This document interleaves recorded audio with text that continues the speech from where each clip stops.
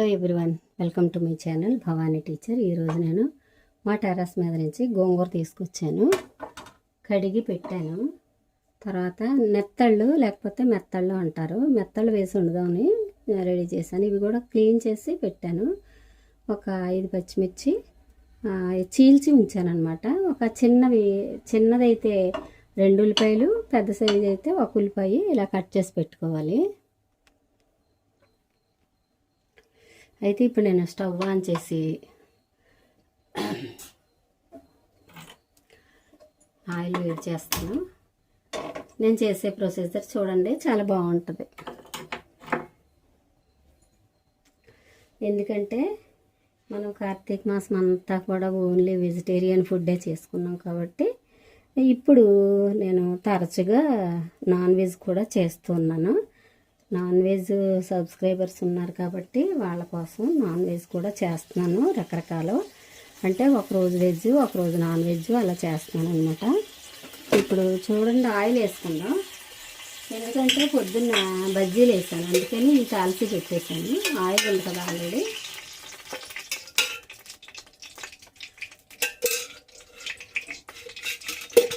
చాలా టేస్టీగా ఉంటుంది. అంటే అందరూ చేసుకుంటారు కానీ నేను చేసే విధానం మీకు చూపిస్తాను. ఫస్ట్ ఆయిల్ బాగా కాగిన తర్వాత మనం ఈ తీసుకున్న నెత్తళ్ళు వేసేసుకోవాలి. ఇవి వేసుకొని ఎర్రగా వేయించుకోవాలన్నమాట.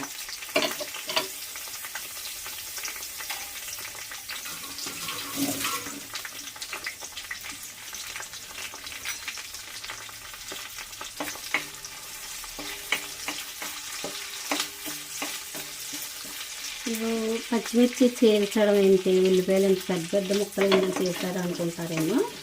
ఇదంతా కర్రీ అంతా అయిపోయిన తర్వాత రుబ్బేసుకోవాలి అది, అందుకని అంత పెద్ద అయినా పర్వాలేదన్నమాట. ఇది మాత్రం నెత్తళ్ళు మాత్రం కొంచెం బాగా వేయించుకోవాలి, ఎర్రగా వేయించుకోవాలి. ఇది చాలా టేస్టీగా ఉంటుంది. అయితే దీనిలో మెత్తళ్ళు వేగేటప్పుడు మనం చిక్కడు పసుపు వేసుకోవాలి. ఎందుకంటే ఇది స్మెల్ రాకుండా, ఎండు రొయ్యలు కానీ మెత్తళ్ళు కానీ వంట చేసేటప్పుడు మనం అది స్మెల్ రాకుండా ఉండాలి అంటే పసుపు వేసి వేయించుకోవాలి. అంటే మనం చాలాసార్లు కడుగుతాము, తర్వాత ఎంతో నీట్గా చేసినా కానీ డ్రై ఫిష్ అనేసరికి కొంచెం స్మెల్ వస్తాయి కదా మరి. అందుకని మనం తప్పనిసరిగా ఇలాగ పసుపు వేసి వేయించుకోవాలి.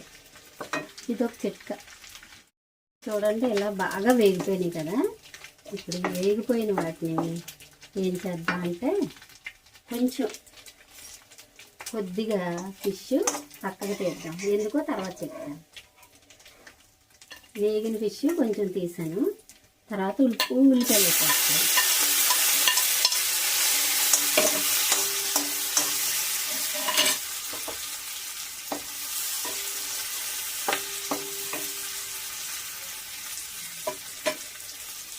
ఉల్లిపాయలు వేగుతున్నప్పుడే మనం కొంచెం తీసి పెట్టుకున్న గోంగూర కూడా వేసేస్తున్నాం. మీకు ఇది వరకు చెప్పాను కదా, నేను ఆకుకూర ఏది వండినా కానీ నాకు టెర్రస్ మీద మునగాకు ఉంది కాబట్టి ఒక గుప్పెడు వేసుకుంటాను.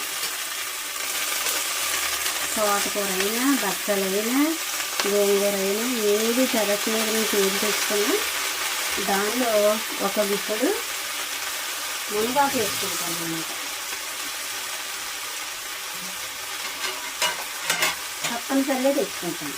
ఇప్పుడు ఈ గోంగూరలో మనం ఈ పచ్చిమిర్చి వేసేసుకుందాం.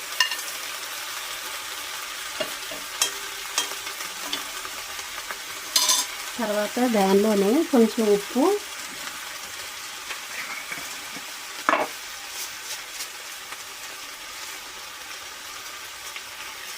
కొంచెం కారం. ఆల్రెడీ పసుపు ఆయిల్లో వేసాం కాబట్టి ఇప్పుడు కారం వేస్తున్నాం.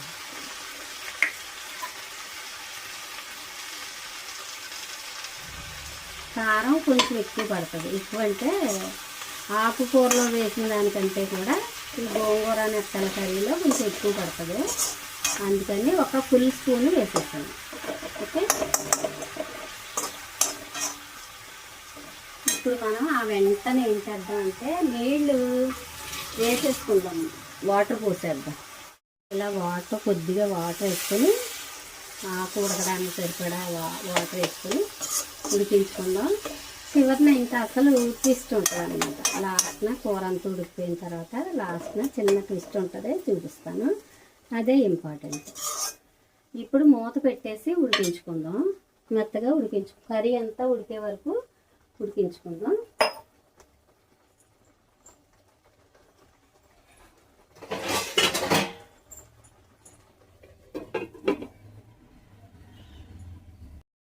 ఇంతవరకు ఉడికిన తర్వాత నేను స్టవ్ ఆపేసాను. ఇది పూర్తిగా చల్లారనిద్దాం, తర్వాత చెప్తాను. చూడండి, ఇప్పుడు చూద్దాం. ఇది పూర్తిగా చల్లారిపోయింది కదా. ఇలా చల్లారిపోయిందని మనము ఒక మిక్సీ జార్లో వేసుకుని ఒకటి రెండు పల్స్ ఇచ్చుకుందాం. ఎక్కువ మెత్తగా చేసుకోకూడదు.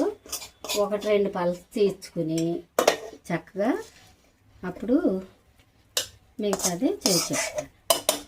ఇది చాలా అంటే చాలా టేస్ట్గా ఉంటుంది.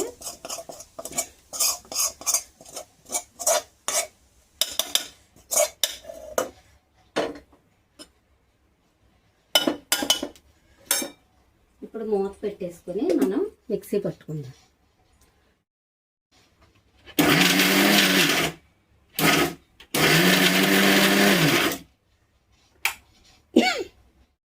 ఒకసారి స్టవ్ ఆన్ చేసుకుని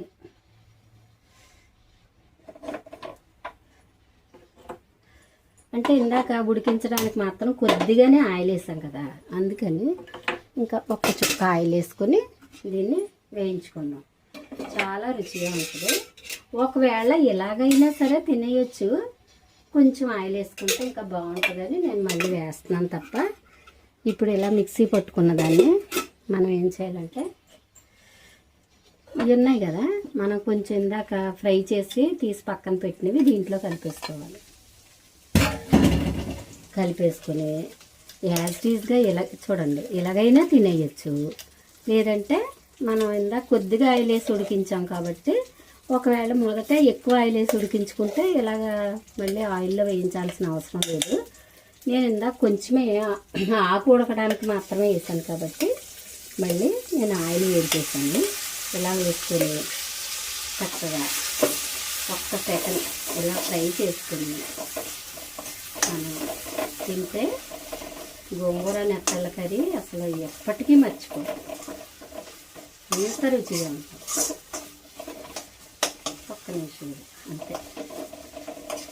ఎంతో టేస్టీగా ఉండే నాన్ వెజ్ ప్రియులకు చాలా ఇష్టపడే గోంగూర నెత్తళ్ళు రెడీ.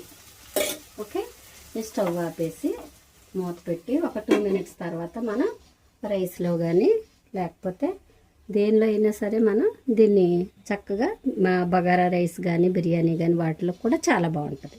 ఓకేనా, వీలైతే మీరు కూడా ఇలా చేసుకుని తిని హ్యాపీగా ఉండండి, ఆరోగ్యంగా ఉండండి. ఓకేనా, బాయ్.